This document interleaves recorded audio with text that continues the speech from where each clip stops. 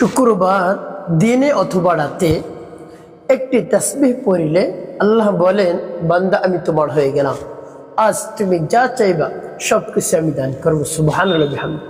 প্রিয় ভাই বোনেরা, আপনার যত ধরনের চাওয়া পাওয়া রয়েছে, আপনার অভাব রয়েছে, তারপর অনটন রয়েছে, আপনার চাকরি চলে গিয়েছে, আপনার সন্তান অবাধ্য, স্বামী স্ত্রীর মধ্যে মনোমালিন্য, ঝগড়াঝাটি লিগিয়ে রয়েছে, কোনোভাবেই দূর হচ্ছে না, ভালোবাসার মানুষ চলে গিয়েছে, কঠিন রোগে আপনি আক্রান্ত হয়ে পড়েছেন, আপনি তাসবিহটি পাঠ করে আল্লাহ রাব্বুল আলামিনের কাছে বলুন, সকল সমস্যার সমাধান হয়ে যাবে। যা চাইবেন এক কথায় সব কিছু আল্লাহ রাব্বুল আলামিন দান করবে, কিছুই আর বাকি থাকবে না। প্রিয় ভাই বোনেরা, শুক্রবার দিনে অথবা রাতে তাসবিহটি পাঠ করে যদি বলতে পারেন।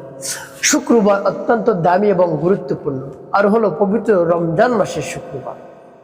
প্রিয় ভাই বোনেরা, তাই এই তাসবিহটি আপনি পাঠ করুন, দেখবেন অবশ্যই আল্লাহ রাব্বুল আলামিন আপনার সকল সমস্যার সমাধান করে দিবেন। শুক্রবার আপনি যদি সর্বপ্রথম শুক্রবার সম্পর্কে আল্লাহর হাবিব সাল্লাল্লাহু আলাইহি সাল্লাম বলেন, শুক্রবার সম্পর্কে আল্লাহর হাবিব সাল্লাল্লাহু আলাইহি সাল্লাম বলেন, আল্লাহ রাব্বুল আলামিন তার অসংখ্য বান্দা বান্দীদেরকে এই শুক্রবার মাফ করে দেন। সেই মাফের কাতারে, সেই মাফের লিস্টির মধ্যে যদি আপনার নামটাও পড়ে যায়, তাহলে আপনি কত সৌভাগ্যবান, কত মর্যাদাপূর্ণ। আপনি দেখুন, আল্লাহর হাবিব সাল্লাল্লাহু আলাইহি সাল্লাম আরো বলেন, পবিত্র শুক্রবার দোয়া কবুল হয়। তাই এই দিনে আপনি বেশি বেশি ইবাদত করুন, দোয়া করুন, অবশ্যই আল্লাহ রাব্বুল আলামিন দোয়া কবুল করে নেবে। তাই পবিত্র শুক্রবারের এত দাম আপনি শুনলে অবাক হয়ে যাবেন, এত গুরুত্ব আর এত ফজিলতপূর্ণ। সর্বপ্রথম যদি আপনি শুক্রবার জুমার নামাজ আদায় করতে যেতে পারেন মসজিদে সবার আগে, তাহলে রমজানের বাহিরের মাসে একটি উট সাদকা দেওয়ার সব পাবেন। আর যদি রমজান মাসে যান, তাহলে একই 70, আল্লাহ রাব্বুল আলামিন সবকে 70 গুণ বৃদ্ধি করে যায় রমজান মাসে, তাহলে কি পরিমাণ পাবেন একটু চিন্তা করে দেখুন। যদি শুরুতে যান একটি উট সাদকা দেওয়ার সব, এরপরে যদি যান একটি গরু সাদকা দেওয়ার সব, এরপরে যদি যান একটি ছাগল সাদকা দেওয়ার সব, এরপরে যদি যান একটি মুরগি সাদকা দেওয়ার সব, তারপরে যে যাবেন, তাহলে আল্লাহ রাব্বুল আলামিন তার আমলনামায় একটি ডিম সাদকা দেওয়ার সব লিখে দেন। সুবহানাল্লাহ, কি পরিমাণ এই দিনের বরকত, ফজিলত দেখুন। তাই পবিত্র শুক্রবার আপনি অবহেলায় কাটাবেন না, নামাজ ছেড়ে দিবেন না, সবার শেষে যাবেন না, সবার আগে মসজিদে যাওয়ার চেষ্টা করবেন, তাহলে আল্লাহ রাব্বুল আলামিন আপনাকে এই নেকি দান করবেন। প্রিয় ভাই বোনেরা, দেখা যায় আমরা কোরবানির সময় একটা ছাগলও কোরবানি দিতে পারি না, সেই তৌফিক হয় না, তারপর তো একটা উট তো অনেক দূরের কথা। তাই আপনি যদি এভাবে আমল করতে পারেন, সর্বপ্রথম যেতে পারেন মসজিদে, তাহলে আল্লাহ রাব্বুল আলামিন আপনাকে এই অসংখ্য অগণিত সব দান করবেন।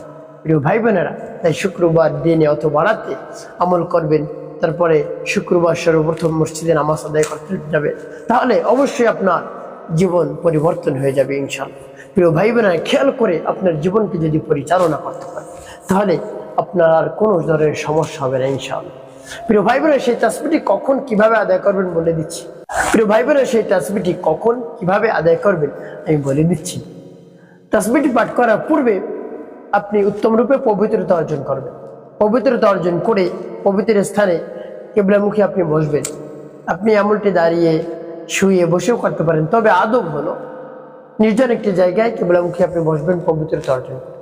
এরপরে সর্বপ্রথম আপনি পাঠ করবেন ইস্তিগফার পাঠ করবেন, ক্ষমা চাওয়ার দোয়া, আস্তাগফিরুল্লাহ রাব্বি মিন কুল্লি যামবি ওয়া আতুবু ইলাইহি লা হাওলা ওয়ালা কুওয়াতা ইল্লা বিল্লাহিল আলিয়্যিল আযীম। এরপরে 3 বার দুরূদ শরীফ সাল্লাল্লাহু আলাইহি ওয়াসাল্লাম, সাল্লাল্লাহু আলাইহি ওয়াসাল্লাম, সাল্লাল্লাহু আলাইহি ওয়াসাল্লাম।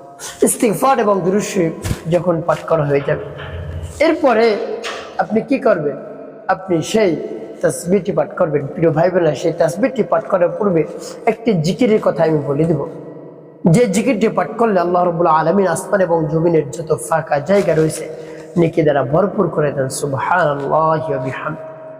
প্রিয় ভাই বোনেরা, সেই তাসবিহটি কি, সেই জিকিরটিকে আমি বলে দিচ্ছি। সেই জিকিরটি হলো কালিমার জিকির, আর কোনো জিকির না, আমাদের সকলের সুপরিচিত সেই জিকিরটি কালিমার জিকির। আপনি যদি করতে পারেন, মন খুলে প্রাণ ভরে, তাহলে এই অসংখ্য অগণিত সব দান করবেন আল্লাহ রাব্বুল আলামিন। লা ইলাহা ইল্লাল্লাহ, লা ইলাহা ইল্লাল্লাহ, লা ইলাহা ইল্লাল্লাহ, লা ইলাহা ইল্লাল্লাহ 99 বার আপনি পাঠ করবেন। যখন 99 বার পাঠ করা হয়ে যাবে, একবার পাঠ করবেন পুরো কালিমা লা ইলাহা ইল্লাল্লাহ মুহাম্মাদুর রাসূলুল্লাহ সাল্লাল্লাহু আলাইহি ওয়াসাল্লাম। এভাবে আপনি পাঠ করবেন কালিমা। তারপর আপনি সেই তাসবিহটি পাঠ করবেন। সেই তাসবিহটি যখন পাঠ করবেন, এর পূর্বে আল্লাহ রাব্বুল আলামিনের কাছে বলবেন আপনার সমস্যার কথা। আল্লাহ, আমি তো কঠিন রোগে আক্রান্ত হয়ে পড়েছি, যত ঔষধ সেবন করতেছি কোনোটাই কাজ হচ্ছে না, আমার ভালোবাসার মানুষ চলে গিয়েছে, আমার সংসারে অশান্তি, একেবারে স্বামী স্ত্রীর মধ্যে মিল নেই, আমার সন্তান অবাধ্য, কোনোভাবেই কথা শুনে না, কি করব, আমি অস্থির হয়ে পড়েছি।